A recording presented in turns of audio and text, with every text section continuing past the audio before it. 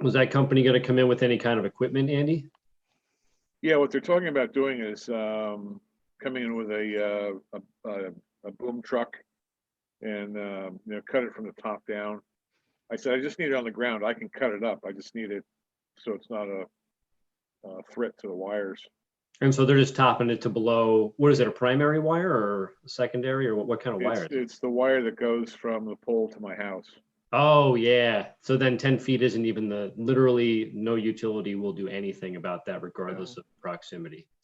That's his wire. Yeah. Right. I mean, Yeah. technically the wire belongs to the utility usually, but the connection, the mount, the anchor on your house is where your ownership starts. So that anchor and then the wire that goes down to your meter is usually yours, and then the meter's theirs again, and then everything else is yours.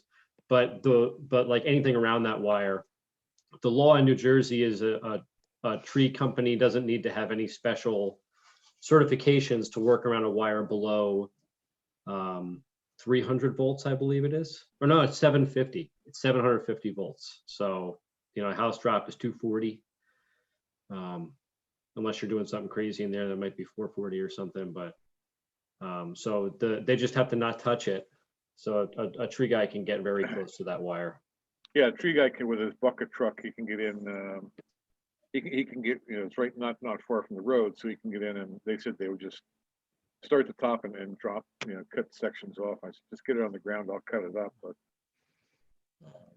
normally what I do when I want a tree to go the right way, I put a cable and a come along on it and make the cut and then have the hinge so that it's going where I want it to go. And typically that works, but this one's leaning a little bit, and because it's close to the wires, I don't want to touch it. Yeah, and ash. I mean, you just can't trust ash wood. No, you don't know what's inside or what's It's not inside anymore. It's just strange. It just gets way more brittle than even a regular dead ash tree. Yep. That hasn't been affected by emerald ash borer. It's just bizarre. Well, I don't know if this is an emerald ash borer or whether it just died, but it was alive last summer, and then I noticed that it didn't have leaves on it anymore. So. Yeah, So I'm just going to pause for a second and say hello to everybody that's joining us. So to let them know they're in the right place, and we'll get started. We're just chatting, so feel free to coffee chatting, chatting, yeah. About trees. Yeah, so feel free to stop by the chat and say hi if you would like. Unfortunately, you can't talk, but we'd love to hear from you anyhow. And like I said, we'll get started in a little bit. So. And this is actually kind of a little intro to what our annual member meeting is going to be discussing a little bit too. So pique their interest, Andy and Kieran. Right. I did drop another ash tree that had died. And it was interesting because I didn't realize how dead it was when I started cutting it. And it did go where I wanted it to go. It went, fell in the right direction. But then when it came down, the bark was coming off. And underneath the bark were all the little trails. So I could see where the emerald ash borer had been moving around. Yes, the serpentine galleries. Yep, that's exactly what it was. And what was the wood like? The wood was fine. The wood was fine? Okay. Yeah, I cut it up, split it for firewood, and again, it wasn't as big as this tree that's near my house, but anyway. Yeah, there's not a noticeable tactile difference. Like you're not going to feel or really see it. It's more so how the tree behaves above where you're cutting, and sometimes below. Sometimes there will be like a spongy pocket that you can't see under the bark, and you'll start shaking it, and then or you'll make a cut, and then the release of pressure from the weight of that wood will cause the rest of the tree to swing back the other way, and that'll be enough to make it fail at one of those weak spots that you can't see. So and it kind of implodes into itself, right? In a manner, it can. It could. Sometimes the weak spot is 10 feet off the ground in the main stem. So you end up you start cutting on like the first lead up top in the bucket, and all of a sudden the whole tree falls down, and it looked solid. And it's not like you can wrap on the wood. It was 10 feet up. You'd have to tap the entire stem going all the way up to try to feel for it. It's just it's just very unpredictable. Yeah, and they seem to be dying pretty quickly, because in the spring they were fine, and then come late summer, Mm. they were done. Actually, I hadn't noticed this. The one that I did cut down, I hadn't noticed. I drove by it all the time and hadn't. All of a sudden, I noticed it one day, and I said, "Oh, there's some firewood." So down it came. All right, we're At going to get least it's good started. fire. Well, I've got 7:03. 7:03. We want to get Yep. going here. Let's do it. Okay. So Good. welcome everybody again. My name is Lori Jensen. Welcome to our Backyard Forestry in 90 Minutes online program. We're glad you're here. Just a couple little quick things before we begin. At the end of the presentation, Kieran is going to be answering your questions. So if you have questions throughout the presentation, go ahead and put them in the Q&A box at any time during the presentation. We'd also like to have you stop by the chat box if you want to stop and say hi, or if you have any concerns or whatever, you can do that in the chat. But the questions for Kieran should show up in the Q&A box located on the bottom of your screen. Also, we will be recording, or we are recording this presentation. And what we've been doing is we're posting them up on our YouTube channel. So after the presentation, in a couple days, you will receive an email with a link to the recorded version. So wanted to let you know about that. Now, I'm happy to hand this presentation over to the president of the Forestry Association. Andy, how you doing tonight? Good. How is everybody? Thank you all for joining us, and welcome to the third segment of Kieran's backyard forestry, the tree ID, winter tree ID, and with the weather we got out there today, this is if you can get in the woods to see a tree. This is hopefully we'll start seeing some of this get better in the next week or so. But moving right along. So thank you very much. March 18th will be our next backyard forestry online, and we're going to be pleased to have Seth Partridge doing a presentation on developing a forest management plan. For anybody who has been to Woodland Stewards, Seth has been one of the presenters there, and I think he's got some great information on managing forests and different ways that there are different activities you can do, different prescriptions. So Seth will be going through that on March 18th, just to explain a little bit more about forest management. The other thing we're doing on March 20th, which is 4 weeks from Saturday, will be the annual meeting of the New Jersey Forestry Association. It will be a virtual meeting. The 2020 meeting was canceled because of the pandemic. We're doing a virtual meeting. It is going to be available for members only. So if you would like to participate in that meeting, it's a Saturday morning. We've got it scheduled from 9 to 11.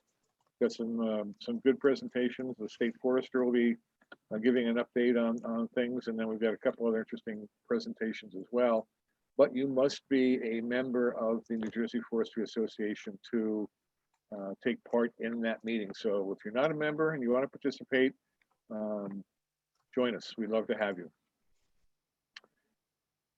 So some of the things that we've gone through some of this in the past, don't want to dwell on it, but there are some interesting things that we do to support landowners, forest woodland owners. We have our newsletter, we have our website, the annual meeting we're just talking about, Woodland Storage Program, which was canceled in 2020. We are hoping we'll be able to get that again in 2021. A lot depends on the pandemic and how things look in September. Backyard Forestry in 90 Minutes, of course, which is what we're doing tonight. We do represent landowners at the state level with legislation or whatever. So we follow with stewardship, taxation. We monitor legislation. There's some interesting things were presented a couple weeks ago, and that information on some 4 different bills that were released out of committee that are important to woodland owners. A little bit of that will be in the next newsletter that should be coming out in the next week or so. So for non-woodland owners, we have things like fresh air, clean water, recreation, wildlife habitat, and of course, forestry education. Between backyard forestry and the Woodland Stewards Program, we do a lot of education for people who may not be woodland owners, but have an interest in the forest and woodlands and wildlife and things like that. So we do have programs that are interesting to everybody, not just woodland owners. So again, we would like people to join us. I know we've had some very good turnout from these monthly meetings we've had for backyard forestry. We would love to have people join us. It's $55 a year to become a member, and that money allows us to do these things that we're doing: woodland stewards, backyard forestry, newsletter, things like that. So, you know, if you'd like to join us, we would encourage you to join us. If you want to take part in the annual meeting next month, you would have to be a member. So you can see there, www.njforestry.org. There is information on joining the association at that website. So for those of you who have been with us the last couple of months, Kieran Hunt began doing his presentation on winter tree ID. This is the third session, and people keep asking for more. So we have Kieran back, and we've got more trees to look at. I was a little disappointed he didn't get to some of the trees that I was interested in learning more about last time, but he's going to hit them tonight. So with that, I introduce you to Kieran Hunt, who, besides working for Asplund, is also one of the directors of the New Jersey Forestry Association. So with that, Kieran, take it away. Almost forgot to unmute myself. It's like the 2020 catchphrase is "you're on mute." Although it's 2021 now, still the catchphrase, I think. So all right, let me share my screen here, and we'll get my PowerPoint going. Okay, winter tree identification part 3, the third and final round. So thank you all for coming. And like Andy said, we're going to get into some species that I think a lot of people were hoping we'd get into, like birch and things. But and I'm not going to go through my usual tree character lesson like I normally do. So if you're unfamiliar with identifying trees, this is your first time and you weren't able to watch the first half of the Tree ID Part 1 talk, after you're done with this one, I suggest you go watch it, and you'll get that part of the talk here, because I'm going to skip through that today. So this is me inside of a northern red oak tree at work after a major storm. This is after Isaias, I think. I am the municipal manager for Asplund's Technical Services Department.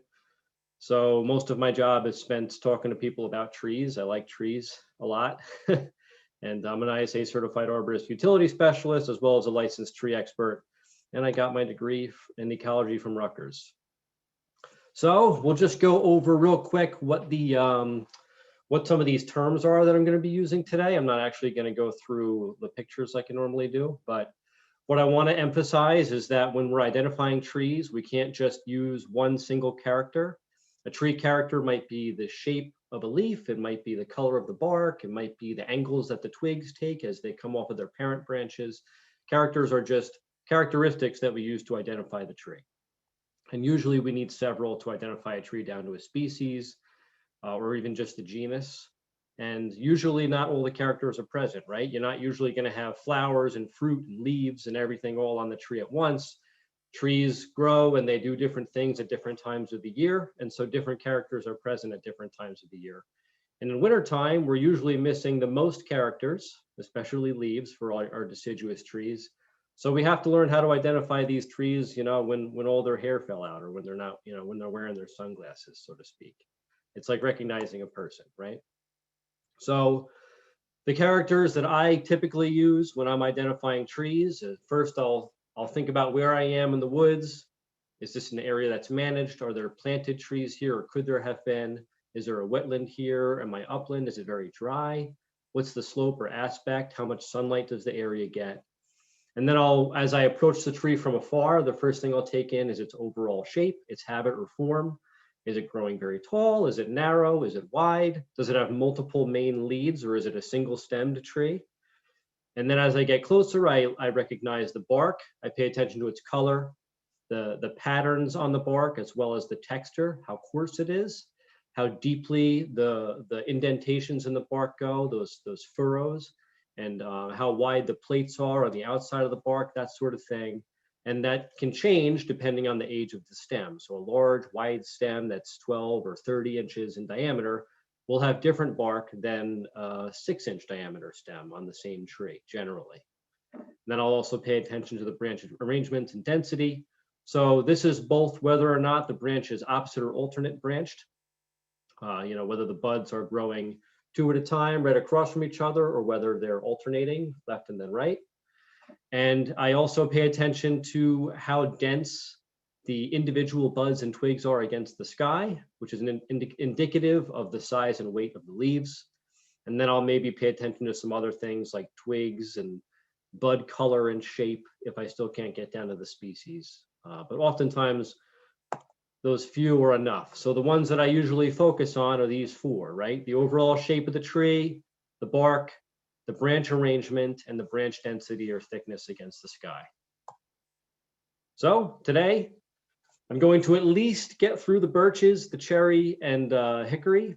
If we have time, which I think we might, we'll get through a couple other species. I don't think we're going to get through all of these genera today, but I will do my best to get through at least these first 3, and I think we'll probably get into the gums as well, and probably finish up somewhere around sassafras.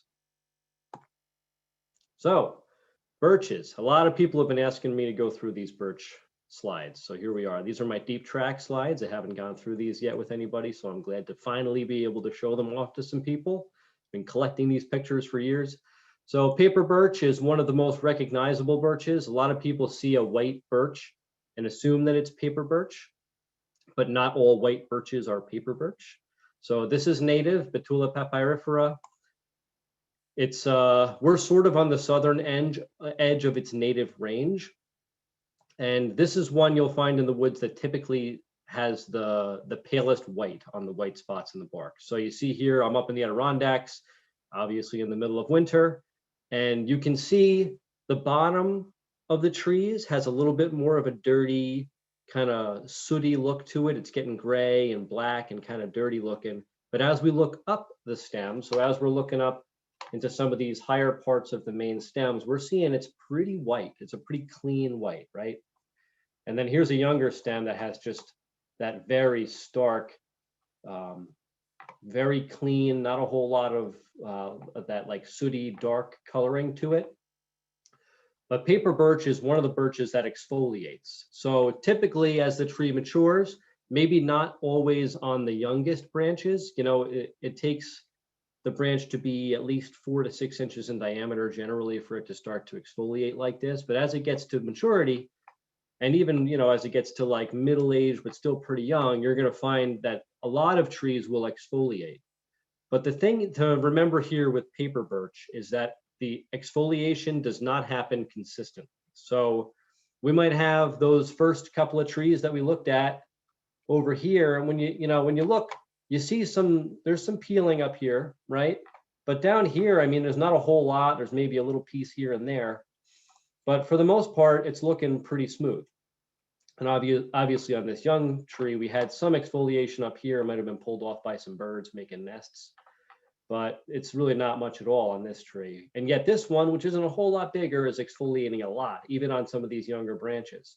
So it depends on the tree. It depends on its growing conditions. I think it also depends on how much sunlight it gets. I'm not totally sure exactly what all the factors are that determine how peely it gets.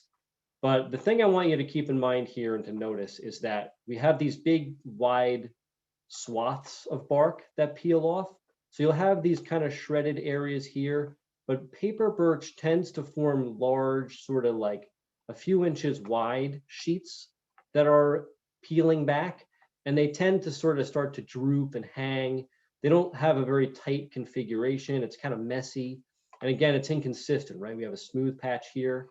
So here's another tree. And I want you to really, I think probably the first thing you'll think of here is it's not white, right? It's pink. And this is something that gets people mixed up. Paper birch is not always white. And oftentimes the underbark on the peeling areas, even if the rest of the bark does look white, a lot of times you'll find this pink salmon color.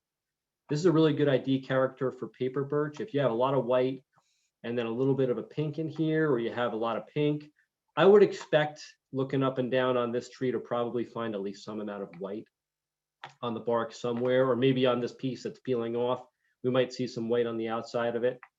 But paper birch can get pretty pink, especially when it's in this kind of middle-aged region, right? So here's another one that's your general just stark white. And you've got these kind of dark marks where these old branches were. This is obviously planted in a landscape. But this tree did have some bark that was peeling off, but it's on a college campus and people grabbed it and ripped it off. So we're not seeing any peeling here.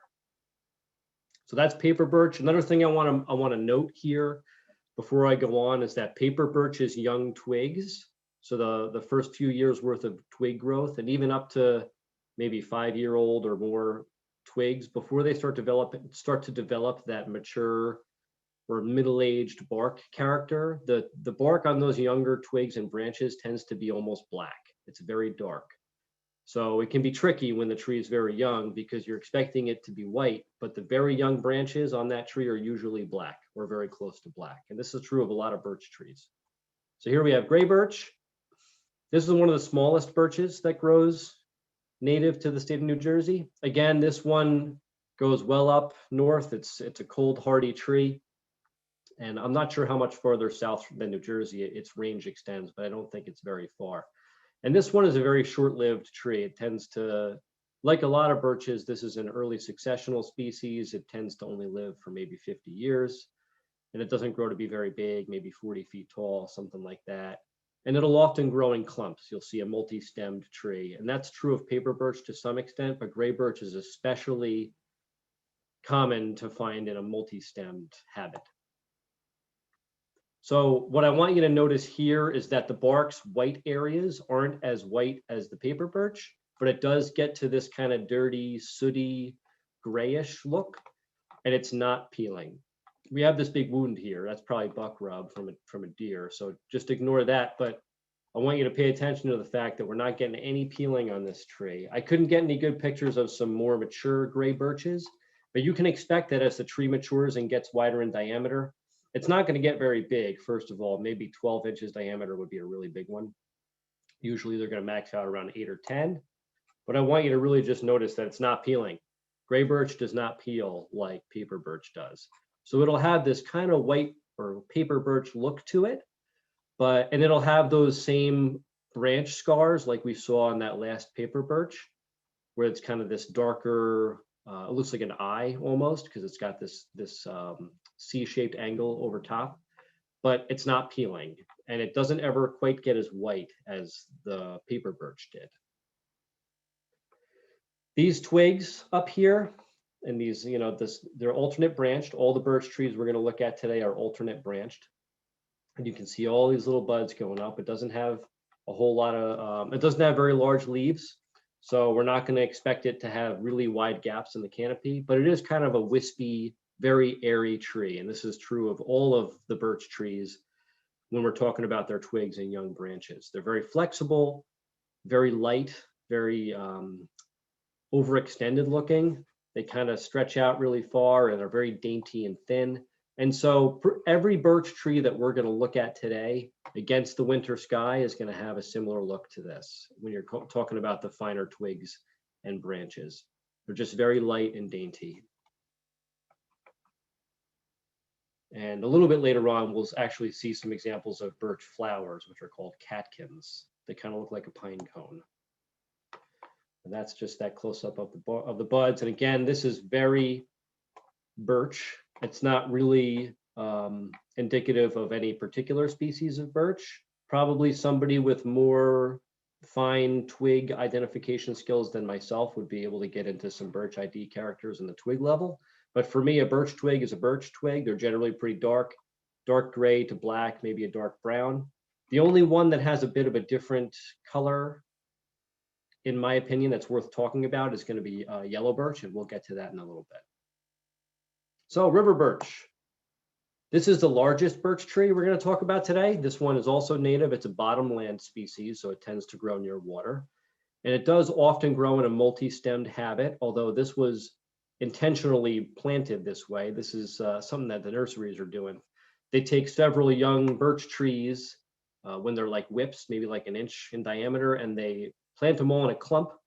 And so they'll, even though it looks like a multi-stemmed tree, it's actually several trees all planted together in a clump. I don't really like that they do this. I think it probably isn't good for the structure of the tree, but nevertheless, you'll find them very commonly. This is a birch tree that naturally grew in a multi-stemmed habit, though. And so you see here, right, maybe an inch and a half from the ground, we have this codominant structure here, and just look at this bark, right? So here you can see it from afar. It's very papery, very flaky. It's got this exfoliation going on all the way down the stem, even on these younger branches here. And then it starts to kind of level out into a bit of a rough, coarse gray looking bark. And that's what we're seeing here on the more mature tree.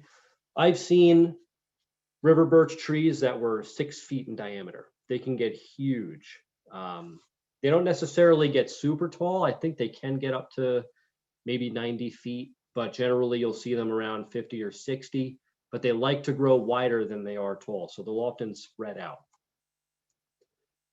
There's that multi-stemmed tree again that we were just looking at, the one that was planted in the cluster here. So on this kind of middle-aged bark, you can really see this transition period. So you see these patches of well-affixed bark. So these patches of bark are pretty well glued to the tree. And they had these edges that were peeling back and creating that look, that exfoliating look.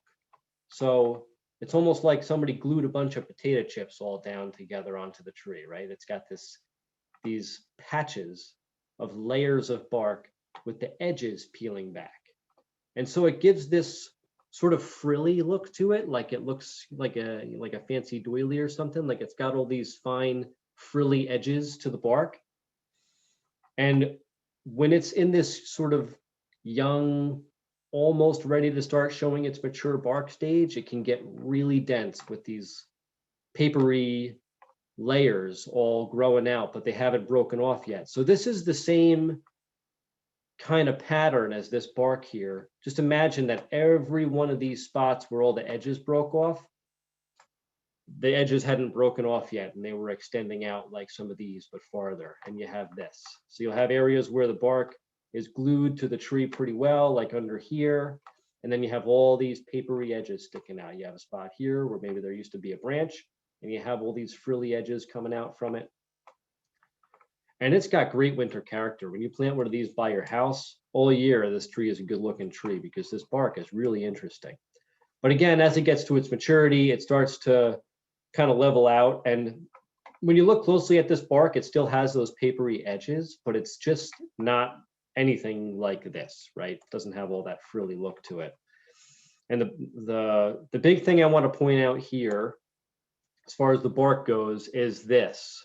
This looks a lot like that paper birch that we looked at, the pink one. And the bark's peeling in a similar way. We're just starting to get some of those frilly edges in some of these areas, right?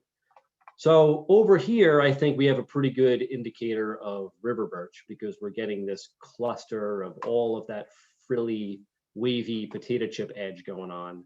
But here, I would say that it's kind of paper birchy. The difference is that paper birch had a little bit more horizontal patterning to it, and it didn't have quite the same thin layer with this wavy edges to it. Paper birch's peeling layers tend to be maybe a little bit thicker looking, but they also tend to tend to hang down a little more. Oh, excuse me. So they kind of almost get this weight to them sometimes where they droop after they peel back.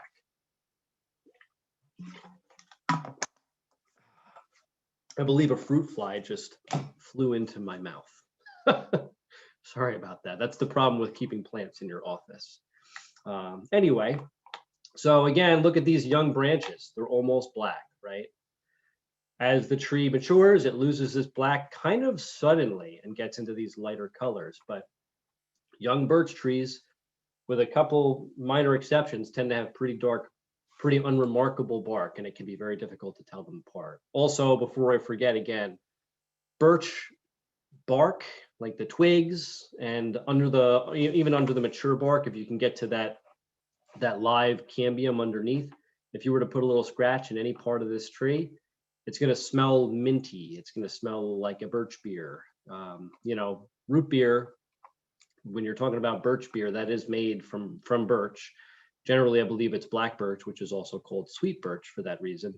And so you're going to get this kind of birchy smell to it, or minty smell when you maybe bite into a twig or you break it. It's not in the leaves, it's only in the wood. But this is a useful ID character that we can use for differentiating birch from cherry, because cherry has like a bitter almond smell to it. It's a different smell. So just something worth noting when we're talking about young birch branches. This is that large two-stemmed birch tree that we were just looking at. So this is those fine twigs up in the air. You can see it's a very large tree. This is actually in my backyard. This tree is not fun to climb, but if you look up into some of this crown, you see it kind of forms this oval shape, and it has, again, that really airy, really dainty, fine twigs. And to me, you know, with this winter tree identification practice that we're looking to do here, when I see how many fine twigs there are here, to me, that's indicative of a tree with small, lightweight leaves, right? These really thin, really dainty twigs, and just tons of them, a very dense cluster of them in areas where they have the room to grow. I would expect this tree to have small, probably simple leaves, and it does. All the birch trees that we're looking at today have simple leaves, alternate branched. Oh, and another thing to mention about river birch is that as it gets to maturity, you'll often find branches growing down, like it's weeping a little bit. It doesn't really form a weeping character like you'd expect from maybe a weeping willow or something, but some of the branches on this tree do grow down. If you look here, these branches are kind of coming down. This is a neighboring birch tree that's got these branches.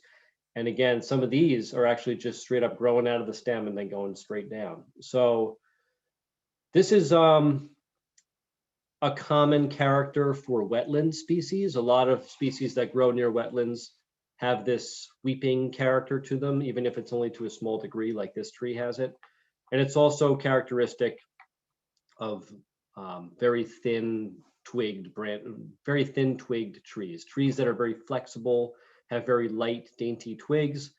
As they get to be very large, all the weight pulling down will sometimes create a little bit of a weeping habit there as well.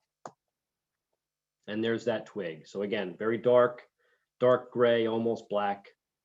This could be paper birch, this could be river birch, this could be gray birch, this could be black birch, probably isn't yellow birch. And that's the next one up here. So yellow birch is one of my favorites to find in the woods. I just think it's got really cool, interesting bark.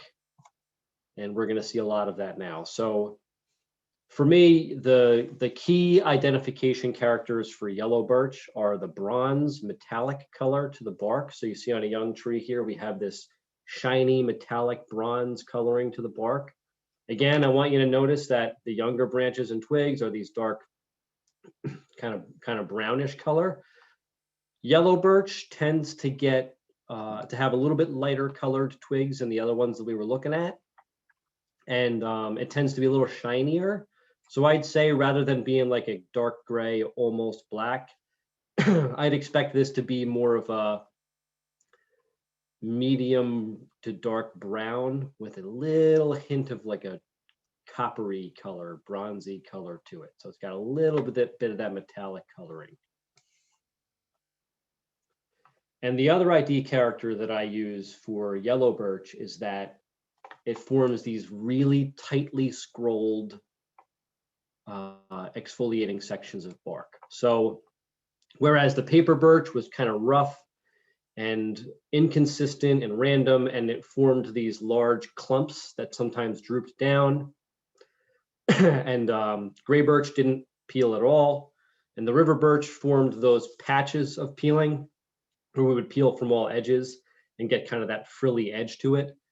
This one looks to me just like the peelings from when I'm using a planer. If you ever worked with wood and you have a planer, it forms if you're using it well, it forms sorry, these very tight curls, and that you'll find will often go up in this kind of straight line like we're seeing here. You'll have these areas where you don't have much exfoliation, but you'll also have these areas where you have these really tight curls going up. So again, we have a little bit of a metallic color here, maybe not so much yellow as we saw on the last one, on the young one, but it still has just a little hint of that metallic sheen to it. And again, these real tight scrolls, really tightly wound bits of exfoliating bark. And often, and usually you'll find that it has this shredded look where you'll have these areas where there's just very thin curls that are just a little shredded looking. And as the tree gets more mature, this becomes a really useful ID character that you can usually see from pretty far away. Once you get into the habit of noticing these twists, these curled up, scrolled up areas here, and the metallic sheen to the bark, even from pretty far away, you can notice, oh, that's a yellow birch. And so when I'm looking at this from farther away in the woods, obviously it's harder to see in a PowerPoint presentation, but I can see, you see the light hitting the edge of this tree, and you can see it's hitting all these little bits of curled up, tightly curled exfoliating bark going all the way up the edge of the tree. So the angle of the light is really helping me here. Here we have an area where it's really broken up and shredded. So there's a lot of that exfoliation and curling back. And then up here we see, again, the crown is very similar to the river birch we were looking at a minute ago. Maybe not quite as droopy as the river birch, but this also isn't as large of a canopy as the river birch had, right? So this tree is in a little bit more competition with other trees. This is in the woods. Yellow birch is another wetland species. They tend to grow near water. I don't generally find these growing very far in the upland or dry areas. So all of the pictures that I've taken that are in this slideshow of yellow birch are all near water. This is all by the Delaware Water Gap. So here we have some areas where there's a little bit more of an actual ridge forming on the bark. So one thing I want to point out here, we're going to see this again in black birch, is that we're talking a lot about bark today, and bark characters can vary dramatically when the wood underneath the bark has something unusual going on. So for instance, this tree is growing with a lean over the water. I have a feeling that this tree didn't always lean this much. I think maybe there was a little bit of erosion under the tree and the lean got worse when the tree was younger. And we have this reaction wood. So you can see it most clearly right here. There's this fluting, like a pillar coming out of the tree under, in the wood here. And right away we see that the bark is different there, right? So that's the tree putting on a lot of extra wood every year to try to compensate for all of the pressure, the strain of all that crown leaning at an angle. So most deciduous trees, most hardwood trees, when they feel a lean, they'll put reaction wood on the backside of the lean to help pull it up. Whereas most conifers, the reaction wood comes on the front end of the lean. It's called compression wood. So you have tension wood in most hardwoods and compression wood in most softwoods. And so the pine tree will try to push itself or kind of prop itself up from the bottom. But this birch tree, a lot of these deciduous trees, the true flowering plants, are going to put that reaction wood on the backhand side. And that's what we're seeing here. So as the tree puts on that reaction wood, it's going to form a different bark character than a normal tree growing straight up without so much strain on it. So we're going to see some unusual patches of bark. And here we're seeing, we kind of still have that same pattern, right? We're looking, there's that curly exfoliating bark going up on this side. And over here, it kind of happened, but it happened a lot thicker. And even here, we're kind of seeing it's a little different. It's not really curling. It's just kind of peeling up at an edge. So it's a little different from what I'm used to seeing on a yellow birch, but it's a wetland tree. It's near water. It does have some of that bronzy shine to it. It's a little hard to see here just because of the quality of the picture and the lighting. But it does have a lot of these tight curls in other areas. So you can't always rely on just one section of bark, sometimes the tree is going to throw a curveball at you, and you got to get a better look at it. Here we're back to a more conventional bark character, but here the peeling is a little bit looser. Those curls aren't quite as tight, and so, but it's still doing that scrolling where it's really rolling itself up into this little cylinder here. And again, it had this metallic sheen to it. And if you look here on this younger branch, we are seeing those really tight curls, right? And then as we get into the more mature tree, we just happen to be finding a little bit of a looser curl here. That's yellow birch. And then one more here of a young tree. We got this tight scrolling, and again, very bronze metallic color, especially on that young bark there. And another thing I want to point out about birch trees, this is true of most birch trees, especially the ones that grow in the woods. I don't see it quite as much in the landscape where the birch trees are planted, but in the woods, it's very common for you to see these surface roots coming out.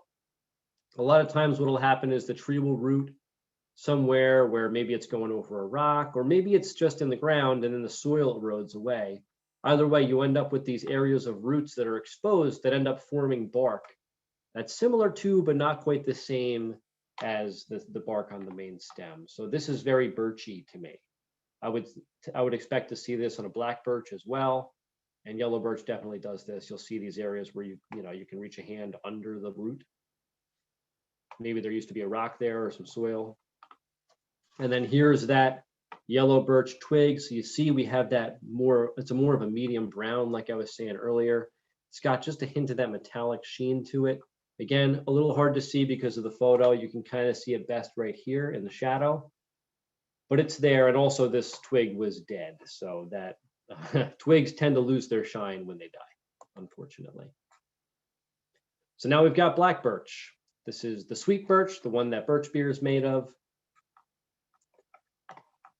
And again, if it grows in, it doesn't tend to grow very large. It won't grow to be as large as the river birch, but I would say that black birch and yellow birch tend to grow to be a medium-sized tree. They can still get to be pretty tall, like 60 feet or so. And black birch tends to form in a single-stemmed tree, but I've seen it multi-stemmed plenty of times. But actually, I'll just point out, this is a pretty common niche that this tree will occupy. It'll just kind of take up a little patch of sunlight in the upper canopy, and it'll grow pretty straight, not totally straight. It's kind of have a little bit of a curl to it. And again, it's got these really light, really airy, really dainty branches coming way out. They look like they're almost going to start drooping down. It's like a fishing pole, right? And there again, you see it's not quite totally straight, but it got up there pretty quick, got into that little patch of canopy and got its sunlight. And again, this is very similar to the gray birch we were looking at, right? With the buds and just the orientation and arrangement of the twigs. The difference here is that we do have some catkins. So these are flowers. This tree was hanging onto these flowers into the winter time. So this is the flowering structure of a birch tree. And I believe that these are male catkins. The females should have fallen off sooner.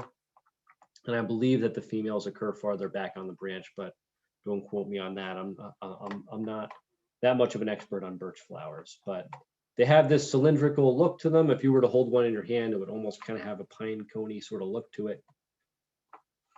And here's the bark. So sweet birch or black birch tends to have a pretty dark to medium gray colored bark. And it forms these vertical fissures or cracks in the bark. But like all the birches we've been looking at today, it has this horizontal patterning to it. And that's something I haven't really mentioned yet today, and I should have mentioned in the beginning. Most birch trees, and all the birch trees that we've looked at today, have horizontal lentisoles. So those are these lines that are going horizontally along the bark. Lentisoles are areas for gas exchange, basically where the bark breathes. And typically on a birch tree that forms any sort of bark character like exfoliation or the cracking that we're seeing here, you'll typically only see these horizontal lentisoles on young bark or bark that hasn't achieved that exfoliation or that coarse pattern that it develops later in life. For instance, on the river birch tree, we're not really going to be able to make out these horizontal lentisoles once it gets to be mature, but we did see that on some of the younger branches, and we'll see that again later. I'm going to compare I have some comparison slides between birch species. So we start off with these horizontal lentisoles, and then as the tree gets to be young, medium age, maybe around 6 to 10 inches in diameter, we start to form these vertical fissures or cracks in the bark. They don't really exfoliate so much, but they do kind of peel at the edges just a bit, and they can break up to be pretty broken up like we see here, or they can maintain kind of a blocky appearance like we're seeing over here. Again, it depends on the growing conditions, it depends on the tree, it varies. But in general, you're going to find that as opposed to the other birches that had some exfoliating bark that peeled or hung off, we're only kind of seeing these outer layers of bark crack up or form these blocky fissures. And then where they start to exfoliate, they just fall off. So you're not going to see that as part of the structure here. Like this probably was all filled in with this outer layer of bark, and it just exfoliated. It never hung off or peeled back or did any of the other fancy stuff we saw some of the other birch trees do. But it will peel up on these edges a little bit. This is what I was talking about a second ago. So you can't really see it too much when you're looking straight on, but you'll see these little areas where there are some peeling edges from some of those blocky cracks where the exterior bark is starting to come off a little bit. So again, we've got those horizontal lentisoles, vertical fissures or cracks or wrinkles in the bark, a little bit of peeling up on some of the edges sometimes. And again, it's like a medium to dark gray. The younger branches are going to be a medium to dark gray as well. Those young twigs are going to be pretty dark like we're used to seeing on all the birch trees. And again, we're seeing some of these surface roots going along the forest floor. Again, very common for birch trees. I had to take an extra picture of that just so that we can get a better look at it. Again, maybe there was a rock over here that's no longer there. I've seen birch trees root on a little, like a little bowl of soil that was on top of a rock. So the rock had a little indentation and there was just a little bit of soil or organic matter there. And a seed fell and it rooted and the tree grew out and somehow it managed to grow roots down around the edges of the rock. And now you have a tree growing on top of a rock, just like holding it in its roots. And then the roots go out into the soil and spread out away from the stone. And here we have an example of where something like that might have happened. So I wouldn't be surprised if this tree had originally been over a rock or something similar. And then maybe that somehow came out. Maybe it was like a shale or something that was able to break up and the pressure from the tree kind of cracked it up and it eroded away. You're kind of seeing some evidence of that here maybe.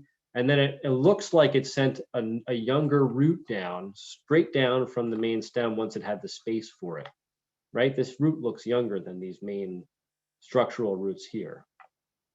So there was probably something here that the tree originally grew out of or grew off of. And then that, whatever that was, disappeared. And now we've got this thing kind of standing on its tippy toes. And again, here's that birch twig. So it's a little bit lighter than some of the other ones. Doesn't quite have that metallic color of the yellow birch. And again, it's got some of this black coloring on the buds here. This is, again, just not a very useful ID character for birches. I tend to always rely on the bark wherever I can. And there you see some of the buds closer up. The main reason I'm showing you this is for cherry. Later on, we'll look at black cherry, and black cherry is very similar looking to black birch. So it's useful to have a good handle on the twig characters because that's one of the ways we differentiate between the two. Here's a young black birch. You can see it's forming this almost like a fish skeleton pattern, right? Like the fish bones that you see in a fillet sometimes. And here's another one like that. This is in a grove where you just have tons of young birch trees growing up in response to the death of a large section of oak forest. I believe that this was killed off by gypsy moth. And we're just, again, birches are generally early successional species. So these are repopulating this area, and it's just a thicket of young birch trees. Here's my other example of reaction wood causing unique and unrecognizable bark in a tree. So here is a black birch tree that's growing up over a trail. Something happened here, who knows what, but you can see here we have this fluting going at this diagonal angle to the main axis of growth here. So we have this, it's almost like it's spiraling around the tree. And that is in reaction to the pressure coming from the crown leaning over the ground at such a unique angle. So probably what's happening up top here is the crown is getting hit by the wind and it's pushing it back and forth this way. And then that's creating a twisting here, which is causing the tree to need to form reaction wood to support itself against that twist. And here's what the bark looks like. Not only is it a different pattern, it's even a different color, right? We have an almost purplish brown going on here and completely different from the other bark that we were looking at earlier on black birch trees. This is a black birch, but it's got totally unique and different bark. You see here how crazy some of the patterns of the wood are here. And just the fact that it's got this sort of like hourglass figure, you know, it gets all thin over here and then it gets wider again up here. This is a really unique looking tree growing right over the trail in the Delaware Water Gap area. And I just wanted to point out how different the bark can get when the tree has some interesting reaction wood. So there's typical birch bark. This is really standard black birch, what I would expect to see. And this is a black birch growing under strange conditions. So now we have our comparisons. These are some heavy slides, so it might go a little slow for some of these slides. All right, so black birch versus yellow birch. So here we have your typical black birch bark down here, and then it's breaking up a little extra here. And we compare that to the yellow birch. We don't have any of that peeling, that kind of tight curling in the black birch like we do in the yellow birch here. And again, on the younger branches, it's really easy to tell the difference between the two, right? Because yellow birch, especially in young to medium age, will have a lot of this bronze color going on. So we have this curling of the yellow birch bark. We have the bronze coloring. We don't have that real vertical cracking going on at all up here. And even in this area, we have a little bit of that structure going on. We still have some of that metallic coloring and some of that peeling back. And if we were to look up and down the tree, we would see more of this. Whereas the black birch is just kind of blocky. It has a couple of edges lifted off, but nothing like what's going on here, and certainly none of this metallic coloring. Where's my, there we go. So now river birch versus yellow birch. At the younger ages, we have sort of a similar coloring here, but obviously the river birch is a flat pinkish salmon colored. It doesn't have any of that metallic shine to it like the yellow birch does. And then on your medium aged branches, we have that frilly edging to it, but it's not curling into those curls like we see on the yellow birch here. And then in maturity, the yellow birch can get kind of a coarse, little bit peeling, curling pattern to it, whereas the river birch will tend to form this gray with inner pink to like a beige color on the structure of the bark here. And again, since I mentioned it earlier, you can see the horizontal lentisoles on the river birch here on this younger branch. You can see them here on the yellow birch. This is a birch character, right? These horizontal lentisoles are a useful character for getting down to the genus for birch. Every time I switch slides, my laser pointer freezes for a second. So now we're comparing yellow birch to paper birch. Again, it's just like with the river birch, this salmon color is a flat color. It doesn't have any of that metallic shine to it, unlike the yellow birch. And again, it's not forming those tight curls. It's kind of just peeling off and hanging down. And then again, pretty different, the white of the paper birch versus the bronze to kind of grayish bronze of the yellow birch. And the key here is just how rough some of the peeling and exfoliating bark does get on paper birch. It's very inconsistent and kind of shaggy looking. It doesn't have nearly as tight of an appearance as this yellow birch does, as it curls up those bits of bark. Even here, it's got a tighter, even in the coarser areas on a more mature tree, it's still a little bit tighter looking than this paper birch can get. So now here are two that are more commonly confused, paper birch versus gray birch. Obviously, as we saw, not all paper birches get so much of this pink salmon color, but if you see this, it's definitely not a gray birch. It's definitely going to be a paper birch, if you're trying to differentiate between one or the other. And again, the gray birch does not exfoliate. It's in this situation where it sometimes can be a little difficult, because sometimes you'll find a paper birch that's not peeling, it's not exfoliating. It's in this middle age where, you know, it's a reasonable size for either species. It's a reasonable shape. They grow in a similar growth habit. The main difference that you'll find between this and this is that the paper birch's whites tend to be a lot cleaner, a lot, you know, it looks like the paper birch isn't brushing its teeth more, whereas the gray birch is a lot more of a dirty, has kind of a sooty look to it. Like it's got some grays on it. It's just not quite as clean looking as the paper birch will be. So, and again, you'll see it here. You know, this is kind of as clean as gray birch bark gets. It doesn't really ever get to be this really clean white color.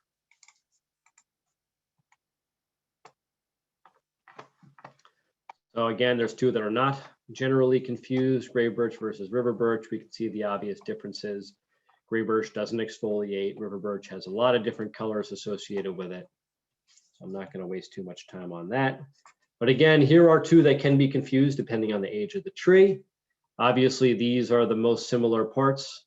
But even here, right, we're looking at this and comparing it to this, or even this, we're seeing some similarities. So I just want to point out that river birch has the most of this pinkish salmon, even down to like a purplish color. That's got a lot of color in it. And it doesn't quite have as much of the horizontal lentisole character as I tend to see in a paper birch tree, especially when it's got this going on. You see how it has these areas of horizontal lentisoles that are just super obvious? And when it peels, again, we're often peeling from one edge out. We're not getting these areas where we have like, it's only attached in the middle and it's peeling from all edges and getting this wavy, frilly edge to it. So that's paper birch versus river birch. And then here, I just wanted to do one final comparison between some of the younger stems here. So we have our river birch here, paper birch, and then yellow birch. And we've got some similar colors here. We've got some similar patterns. So I just wanted you all to have a moment to note some of the differences, again, with the orientation of the exfoliation, how it's peeling. This is more of an any direction exfoliation, you know, peeling from any edge. This is really going from left to right generally, or right to left. It's kind of peeling only along the horizontal axis. And this is also peeling in that direction, but it's tightly curling. It's not doing these big sloppy hanging off spots where it exfoliates and then hangs out. All right, those are the birches. And we've still got some time for some more species. So let's get into cherry trees. We're only going to talk about black cherry today. I'm not going to do a bunch of different species of cherries. But I did want to point out black cherry because it's common in the woods here, and it's very useful to be able to differentiate between this and black birch since they're all commonly confused.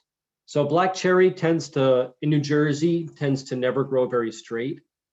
It can, and I've certainly seen one growing with a pretty straight growth habit. But in general, black cherry tends to grow with a very serpentine main stem, and that's because it's very phototropic. So it tends to grow in a direction in direct response to available sunlight. So it'll have an opening in the canopy up here, and it'll grow this way, and then the opening will kind of shift over to here, and it'll turn and start to grow that way, and back and forth and back and forth. So this was not a very healthy black cherry tree, but this was the one I wanted to use to note that serpentine pattern. But then I also wanted to point out, again, just like the birch trees, this black cherry has very wispy, very dainty, very thin twigs. So even though there are some big gaps in the canopy here, you know, you'd say maybe there's enough space for a tree with large or compound or heavy leaves. if you look at how dainty those twigs are, I think it's important to pay attention to that, because even though we have some of these gaps in here, that's one of the ways that we can tell, okay, maybe this tree doesn't have large leaves. Maybe it's just stressed out, and that's why it has so many gaps in the canopy. Because a tree with such thin, dainty twigs is probably not going to have a big, wide, heavy leaf, right? And here is the black cherry tree in this photo. Again, does not grow with a straight stem. I wanted to point this out. Just this is such a typical black cherry tree with the way that this is growing. Not a straight branch on it. And so its whole canopy is over here. So it started here in the shade, and it kind of just barely squeezed itself out through the trees, and it found its sunlight. So where there's a will, there's a way. Black cherry, again, has horizontal lentisoles, just like the birch trees do. So there you have those horizontal lentisoles, just like we were seeing on black birch. And it does break up into these cracks, just like the black birch did. It's got a similar shade of gray. So it is very similar. But the difference here is that black cherry will tend to form at this age where the bark is just starting to break up. It'll tend to form these patches of darker gray, where as it's exfoliating, you'll see these flat spots where it's not exfoliated that are darker. So there's still a little bit of a light spot here, but in general, when I'm looking at black birch, I tend to find more areas like this, where I can see the original bark, and less of this where it's just getting into this dark, kind of sooty, stained look. And to me, black cherry always kind of had this like a scaly appearance to it, or like a potato chip edges appearance to it. And kind of, again, it kind of gets a little bit more of a wavy exfoliation on the edges here that I don't quite see with black birch. And the buds are smaller.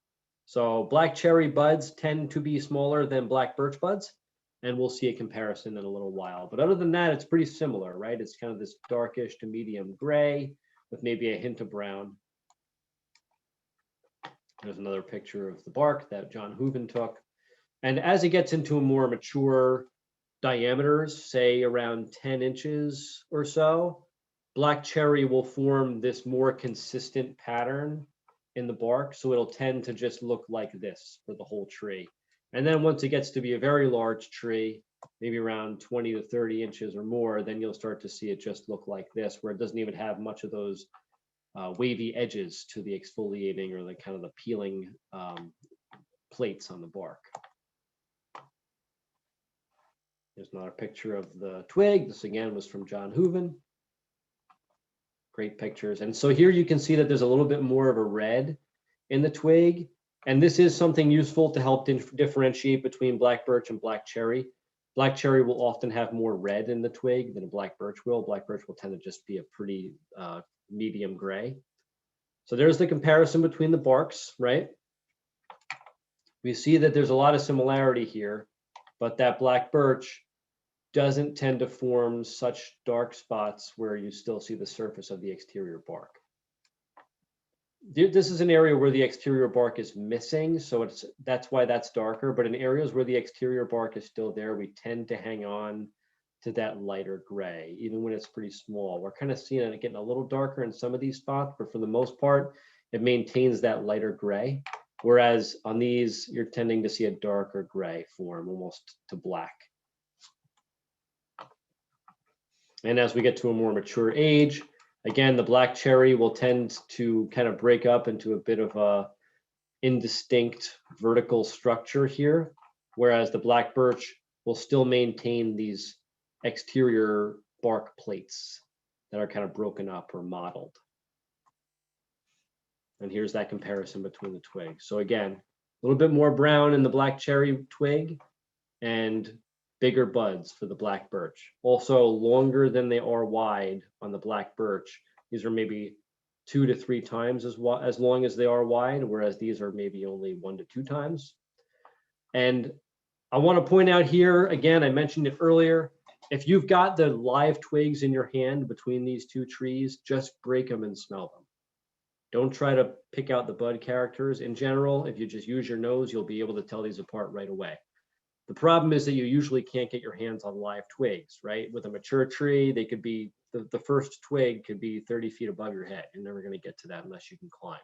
So, but if you can get to the twigs, you can just break them and then you can smell. And the black cherry twig will tend to have kind of a bitter almond taste, or taste. You can taste it. It'll tend to have a bitter almond smell. And the black birch you actually could chew on. There are times when I'm walking around in the woods that I'll grab a birch twig to chew on because it tastes good. It's got kind of a minty birch beer sort of flavor to it. And it definitely has that smell. So if I can get live twigs in my hand, that's how I will differentiate between the two. But we see there are some actual characters between the color and the buds. So we don't have to smell if we don't want to. Maybe we don't want to break the branch. Maybe we just want to look at it. All right, now we're going to get into our hickories. I'm only going to do 2 hickories today. I don't include shagbark hickory in this talk because I think that most people who have seen it once can always pick it out. It's a pretty unique bark character. You don't really see it on any other trees in New Jersey. But if you think I should include it, put it in the comments. Maybe we'll see. I'll add it in the future. If we ever have 3 tree IDs in a row again, maybe we'll get to shagbark hickory. So here's pignut hickory, Carya glabra. So I want to mention that glabra means smooth. And we're going to see that that's one of the things I use to remember how to identify the bark characters. It's sort of like an opposites thing. So like the birch, like the cherry, maybe not so much the cherry, but like the birch, the hickories will tend to grow with a pretty straight main stem. It just kind of has a little bit of a bendiness to it. But then as it gets up into the canopy, it loses that main stem and forms this decurrent growth habit. And it tends to have a lot of twistiness to it. So we have these kind of twisted looking branches. Here's a better view of some of those kind of twisty, curly branches. And hickory is a compound leafed tree. So it's alternate branched and it's got compound leaves. So the leaves are maybe a foot or so in size. They can be, I think, up to 18 inches in length, pretty large leaves. And so we have these larger gaps in the canopy. I thought it zoomed in there, sorry about that. So you'll find these larger gaps in the canopy up here, denser, more stout twigs. So the twig itself is thick, but it's not as dense in the actual clustering or arrangement of the twigs against the winter sky. And this is typical pignut hickory bark. For some reason, I always looked at this bark and was reminded of the way that water looks when it goes down a windshield. When you don't have your windshield wipers on and you're just letting the water kind of trickle down, and it kind of forms these patterns where they crisscross each other. You know, like one droplet will come down and meet another one, and then they'll form one line and go together for a while. It just always reminded me of that. I think especially on a young hickory tree, you'll see that even more. As it gets to this more mature age, that pattern layers onto itself and you have more of these gaps and it kind of loses it a little bit. But this is a vertical structured bark, solid grays. There's no brown in here, just a medium gray down to an almost black. So the plates or the plateaus on the bark are a medium gray, and then these fissures or these cavities in between are dark gray to an almost black. And again, if we're a little bug walking along the circumference of this tree, and this is like a landscape for us, we're going to find that there are some pretty sharp angles, but it's almost like it's stepped, right? You kind of hop down from here and you get to this level, then you hop down to the next level, and then you can kind of climb back up and so on. You kind of have these areas, you can see that there's an outer layer, but that maybe it's lost in certain areas, and then you can see the second layer here, and then that's lost, and you see the third layer down here, and then you go back up to the outer layer again. So it's got the same pattern going down into the layers, and it's flaking off in places. So that's why you kind of get these darker, deeper patches, and then in the areas where the exterior bark has still stayed on, you're finding that there's this maybe a little bit of a peeling of the edges here. Again, I've been using this term a lot, but it works for me, this kind of potato chip look. And pig nut hickory, well, actually, we're not there yet. I'll keep going about the bark a little bit. So here is a typical twig for a pig nut hickory. I just want to point out that, again, how stout this twig is. It needs to be strong and sturdy to be able to hold up those heavy leaves. And I want you to notice how different the terminal bud is from the lateral buds. And also, we're gonna talk a little bit more about this later, but the fact that the terminal bud only gets a little bit wider than the base of the stem where it comes off. Okay, so we'll just remember that for a little later on. And then here's what I wanted to point out. So Carya glabra, again, glabra means smooth, but I expect to have pig nut hickory bark be a little bit less smooth or a little bit more coarse than Macanat hickory. So when we're looking at this in cross section, when we're looking at the bark and just along the edges, we can find areas where the bark is peeling off enough that we have this edge here that we could kind of get our finger under and break off. And we're kind of seeing that a little bit here as well. It's not a lot, and this is not, I'm not going to say that this is like the end all be all best possible ID character for hickories, because a lot of times the fruit is best. But the problem with using hickory fruit is that usually you find it on the ground, and a lot of times you're in an area of the woods where there are multiple species of hickory present. And on top of that, the fruit are coveted by a lot of the larger animals in the forest. The deer like them, the squirrels like them. So a lot of animals will pick them up and take them away, or they'll break them apart, and then you're trying to piece the shells together. So I found that in my experience, while the fruit is good, I didn't have any good fruit pictures to include in here, so I didn't bother going into that. In my experience, I generally can only use fruit at a very specific time of year, and it's generally not in the winter. It's usually in the fall. So I didn't bother trying to get those pictures in here. I just wanted to talk about this bark character. And for me, this is the best character for differentiating between Macanat and pig nut hickory. And then here's Macanat, Carya tomentosa. So if we had branches, that tomentosa would be a good clue for us, because if we had leaves, that tomentosa clue would be very useful because the leaves are furry or tomentose. Tomentose means like hairy or furry. But when we don't have leaves, we got to go by that bark character. So again, we have a similar growth habit here to the pig nut hickory. Again, we have that kind of twisty, not a straight branch on it look to it. Once the main stem finds some good canopy, it breaks up into multiple main leaders. It doesn't have a main stem in the canopy, so it gets that decurrent growth habit. Again, it's compound leaved, so we have these large gaps in the canopy where the leaves are going to fill in. Very stout twigs. But what I want to point out here is that this one tends to be a little bit wider than the tip of the twig where it grows off than the pig nut was. But the bark is very similar, right? If we look at this bark, I mean, it's practically identical to the pig nut hickory bark we were just looking at. Not much difference here. So same colors, same kind of water droplets pattern like I saw on the other one. The only difference that I notice here, again, is that when I look at it along the edges, I can't find any of those spots where I can find an edge to peel off, right? And I found this to be pretty reliable. So pig nut, we have those edges where we can peel off. You can see another one over here. Macanat hickory, not so much.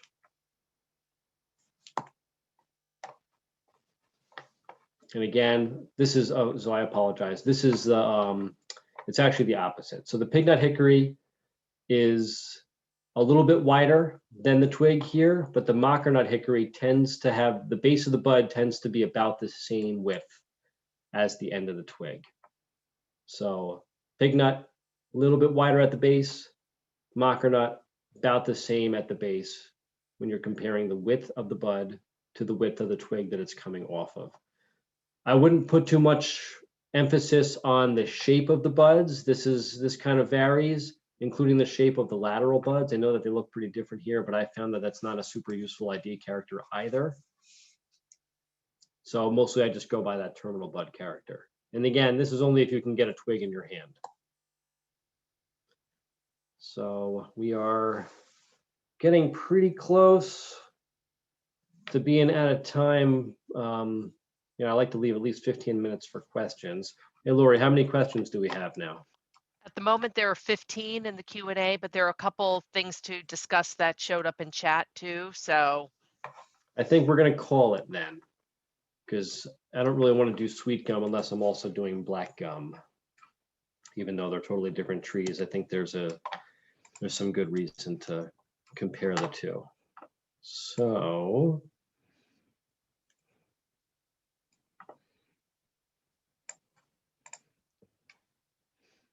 again, we'll just finish off like I like to do by going through again. These are our characters. Mostly what I want to focus on is just the concept that we usually need more than one character to identify a tree.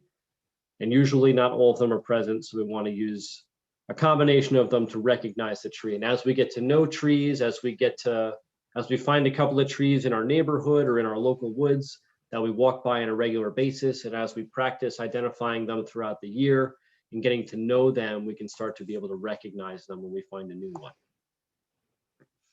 Here's my list of practice books that I like to use, and I will leave this up while we're answering some questions, because this is generally what people like to see. And then we can go into the Q&A.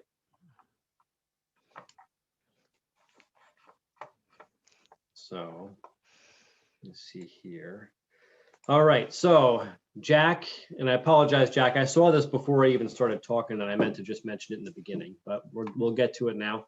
So since I brought up emerald ash borer, since Andy and I were talking about it in the beginning, Jack was asking if the winter cold and snow thus far this season will slow down emerald ash borer spread, and the answer is no. Emerald ash borer, when it first landed in the United States, it landed in Michigan, and it's a whole lot colder in Michigan than it is in New Jersey. And it did just fine over there. It's actually up into Canada, into some of the southern provinces of Canada as well. So emerald ash borer has no problem with the winter cold. It comes from a similar climate to here. So unfortunately, the cold will have no effect on its spread. Oops. And John said he was able to review the first part of the topic and saw that there was some talk about growth in young versus old trees. And I was saying that a tree might grow a 1/4 inch per year when it's in a younger age and then slow down to 1/32 of an inch per year in an older age. And he's asking if it can really be that dramatic. And the answer is absolutely. You can actually just compare it within a tree, like a single tree cookie. If you cut, if you have a slice of a tree, of a mature tree, and you're looking at the growth rings, just look at the rings towards the middle and the distances between them, and how, how much diameter growth was put on each year in those early rings. And then look at the rings towards the outside of the tree during the later years. And you'll generally find that the tree, as you get closer to the middle, those rings will be farther apart, because the tree, it's less wood. It's still less wood that it put on per year. That ring is only this big in a young tree.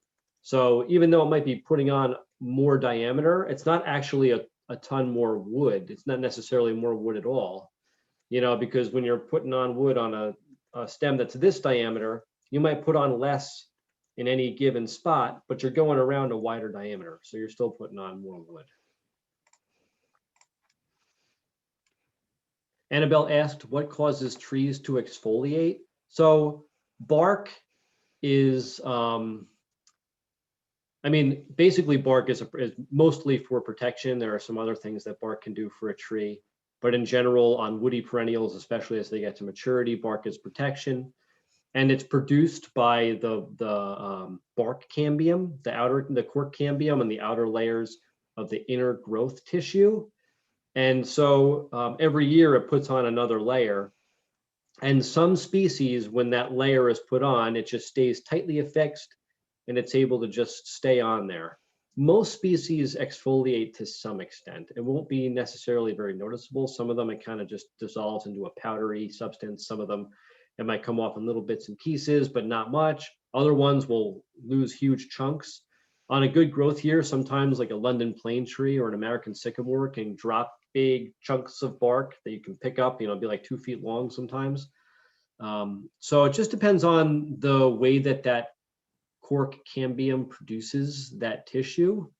And I'm not sure if there's a good answer to what causes it. All I can say is that different species have evolved to have different types of bark, just like they have different shapes of leaves. And since that bark is always being pushed out and produced, last year's growth is here, and then the next year's bark is underneath it, and then that grows out, and the next year's bark is underneath that, those outer layers age over time, and eventually some of them will fall off, depending on the species of tree. Helen asked, what type of birch are used for birch bark canoes? I don't know. I don't know the answer to that question. I would imagine that probably more than one species could be used, but I don't know. That's a great question. Maybe if somebody knows the answer, if they can put that in the chat, that would be great. Annabelle asked, when I say a tree is short-lived, do I mean it is genetically incapable of living very long through environments that naturally and constantly change? So I just mean sort of an average life expectancy. Most oak trees growing in New Jersey are expected to live over 100 years. They're like average life expectancy, barring predators and other things that can, diseases that could kill them. Just growing to old age, an oak tree can grow 150, 250 years, maybe longer, depending on the species. But a birch tree, 80 to 100 years would be a really old birch tree. I'm not sure that any of the birches in New Jersey, other than maybe river birch, grow to be that old. Maybe black birch and yellow birch can get up to that age. I don't know the exact numbers, but in general, early successional species, which means it's a species that tends to populate areas that have recently been disturbed. So maybe the forest blew down in a major hurricane and you have a big opening in the canopy. A lot of those early successional species will either have seeds in the soil in the seed bank, or they'll have very light seeds that blow in from all over the place, which is true of birch trees. They produce these really tiny little seeds off of those catkins that kind of just blow everywhere. They look like dust. They're so small. They're not even noticeable on the forest floor, and they can blow in from pretty far away. So they can populate those new areas that way, and they grow quickly so that they can take hold in those areas.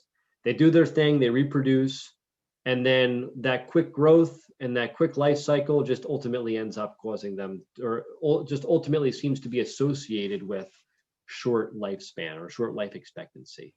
So when I mean a tree is short-lived, I mean that I wouldn't expect it to live up to 100 years old, maybe 50, somewhere around there, 80, something like that. Kieran, we have a canoe answer. Okay. Actually 3, and they're all the same, which is kind of good. Clark says he believes paper birch. Hold on, where'd it go? Paper birch is used for birch bark canoes. And then Alex said large white birch are used. White and paper are the same, right? In the White Adirondacks, yes. And I'm going to assume, I'm pretty sure the birch canoes were largely made north of here. So that, yeah, in that area, white and paper birch are the same thing. Okay. And then John Wheelock said that Tom Wessels talked about that in one of his walks. Paper birch is the predominant due to Gore-Tex-like behavior of the bark. Okay. Makes sense. So that's what they were using to wallpaper the insides of some of the cabins up in the Adirondacks as well. There you go. Cool. Okay. An anonymous person asked, why do trees change bark? Actually, before I go on, I just want to say thank you to all 3 of you. That's awesome that so many people answered that question. So anyway, somebody asked, why do trees change bark color as they mature? I'm not sure. I'm assuming it's just because of the bark.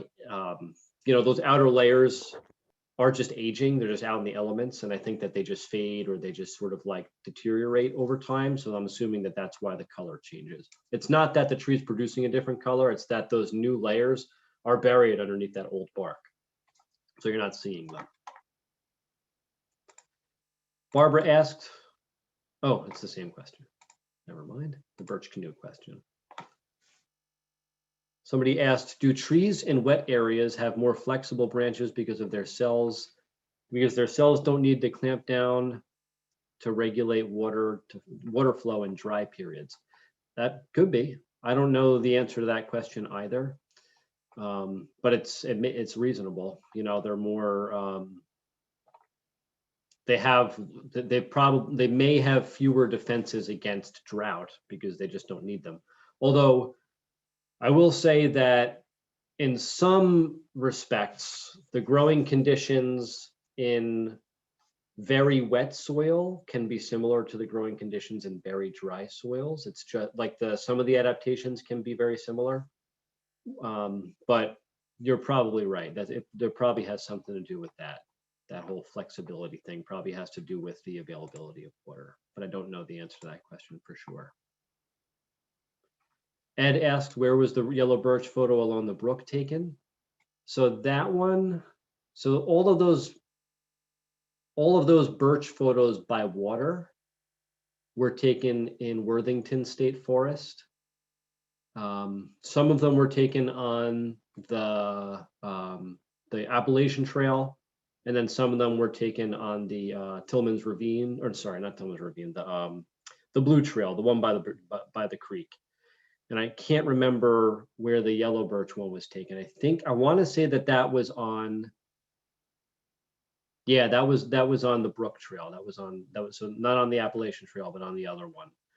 I can't believe I'm forgetting the name of that trail. I always know the name of that one. So was the picture of the black birch that was growing all crazily leaning over the trail. That was also taken on the blue and green trail, which ultimately turns into just the green trail, I think.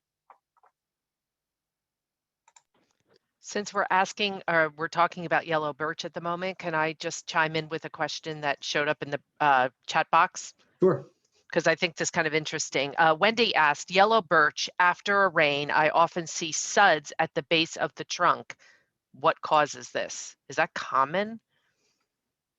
I don't know the answer to that question. I'm assuming that it's probably some kind of oil on the tree, or maybe something produced by something else that's on the tree, but I don't know the answer to that question.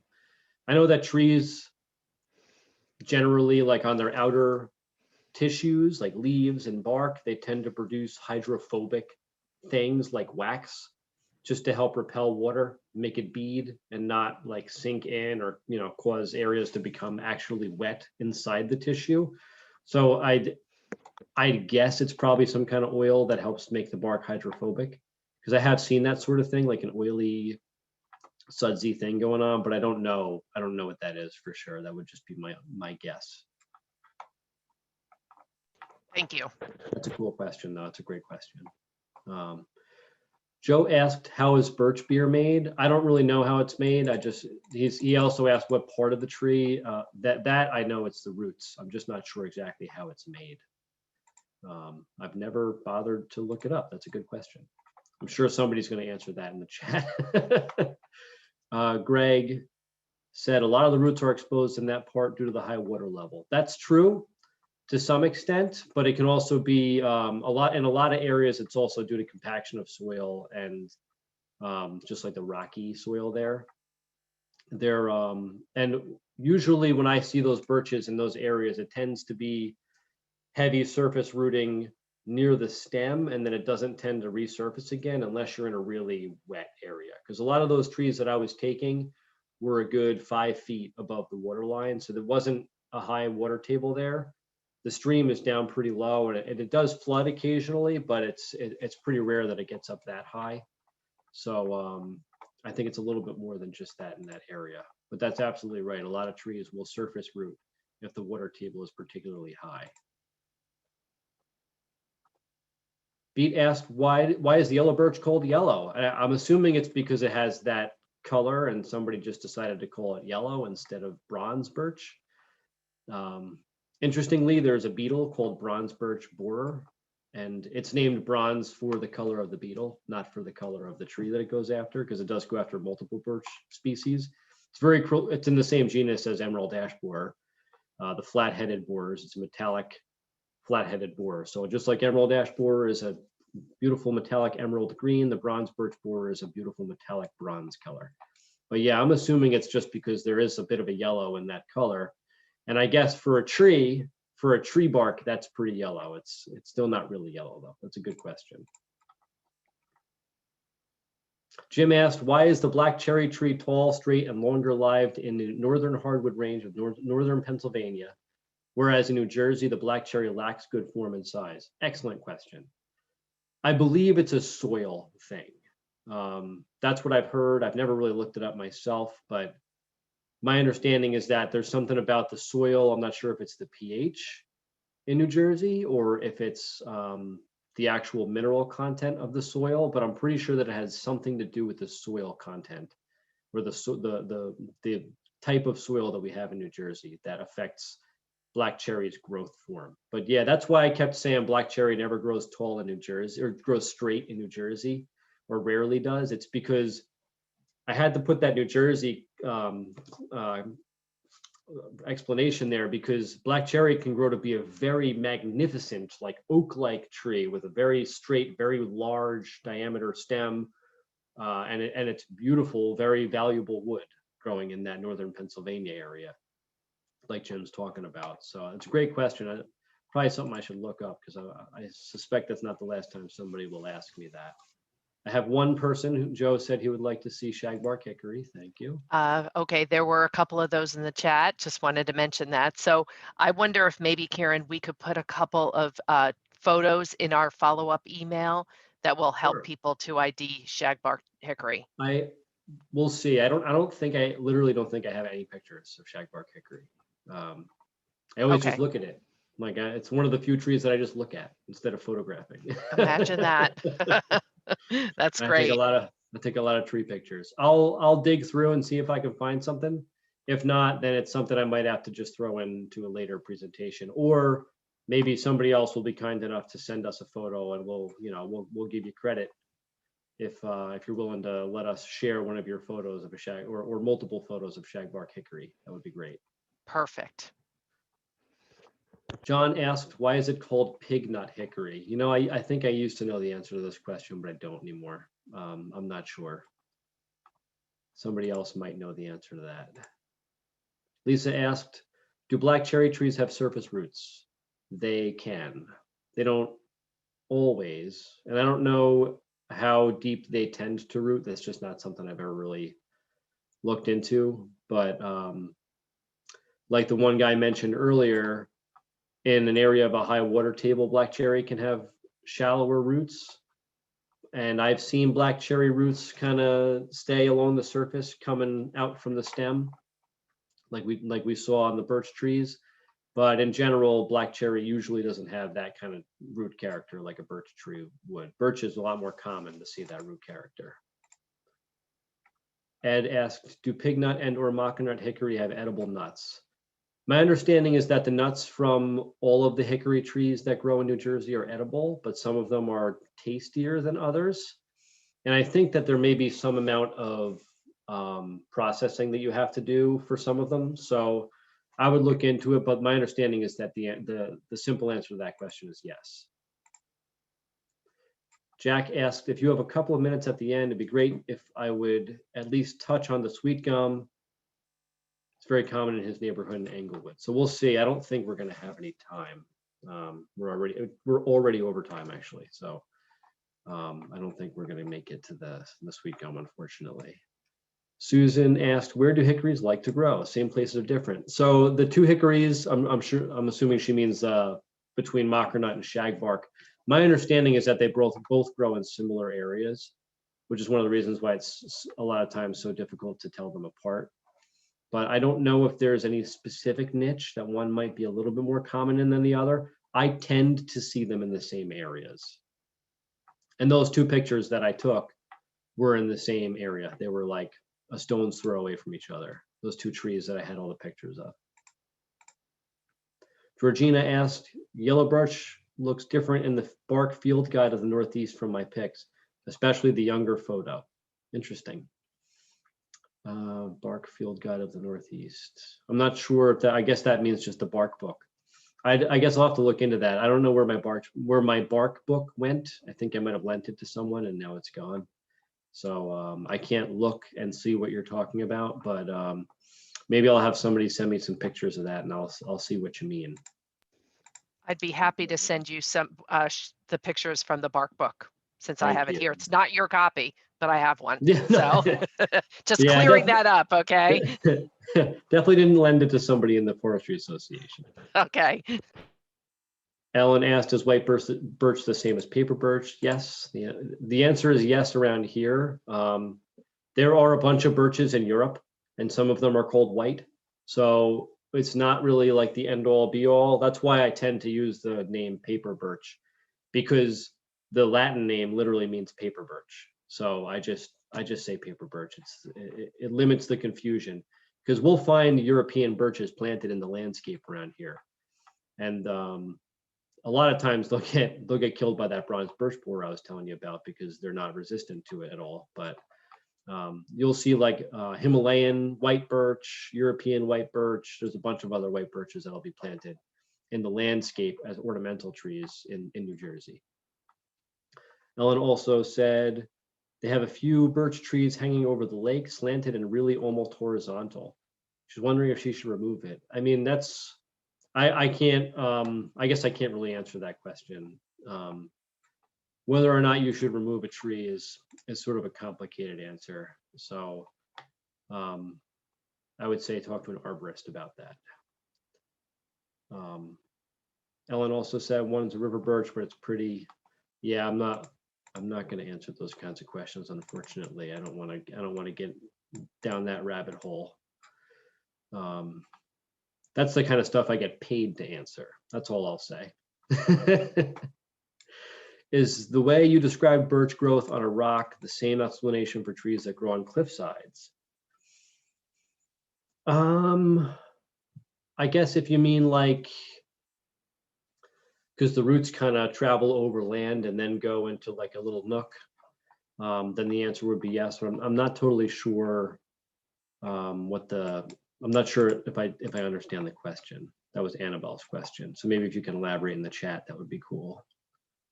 And Judy asked if I can talk about some of the similar adaptations to wet and dry soils that trees make, if there's time. I'm going to say that there's probably not time to get into that, because it sounds like there's a lot to talk about from the chat, and that's like another whole rabbit hole to go down as far as wet and dry. And it's also not really something I have a whole lot of expertise in. So Lori, you want to let me know what stood out from the chat? Yeah, I'll go through what I can in a little bit of time. Colleen wanted to know, is there a specific time of year / growth cycle that the paper birch exfoliates? No, I don't think so. I'm pretty sure it's the same all year. As it grows and matures, it changes, but it's not a seasonal thing. Okay, great. And let's see, we did the paper birch versus white birch. We already did. Does the juvenile shagbark hickory have the characteristic bark, or is it only on mature trees? That's from Catherine. Great question. No, it does not have that characteristic bark when it's young. It gets it pretty early, maybe around 6 to 8 inches in diameter. I'm used to seeing it start to exfoliate then. And there are often some hints, but in a very young hickory tree, it can be really hard to tell the difference between any of them. And I typically don't try. I don't usually have a reason to. But if you really wanted to tell the difference between them at a young age, I'd say you have to key them out using the twigs and a key. Okay, great. Then Susan, quick question about where do the 2 hickories that you touched upon like to grow?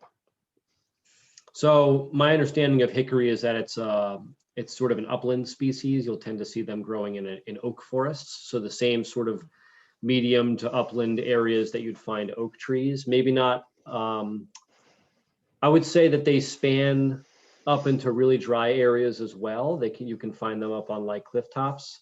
But in general, I tend to see them in that sort of like moderately moist, well-drained soil that you'll find oaks in. And so one of our common forest cover types in New Jersey is the oak hickory forest. They tend to grow together. Okay. I won't read all the comments that are begging for some specific species. I don't know, tree ID 4 was mentioned, all that. Well, one of the things too is woodland stewards, whether we have it this year or in the future, pretty extensive winter tree, or I'm sorry, tree ID in general. And maybe when we get to be in person, we've done tree IDs live right out in the woods. So Yeah, stay remember that? tuned. Oh my gosh, weren't they great back then when we could actually do like in-person stuff? So it's coming. So These slides were only for rain days. The slides were literally just for if we got rained out. That's where these who slides come thought? from. Yep, who thought, right? Yeah. So we're going to skip all those questions. I appreciate everybody's so enthusiastic about that kind of stuff. So that's great. Let's see what else we have. There is one more comment in the Q&A, or I think. Let's see, we did the tree Oh, yeah. suds.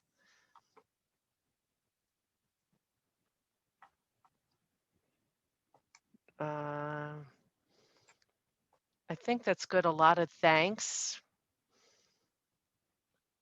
I think we're good. I think we're good in the chat. Cool. And Peg pointed out that hickories grow everywhere throughout the Sourlands.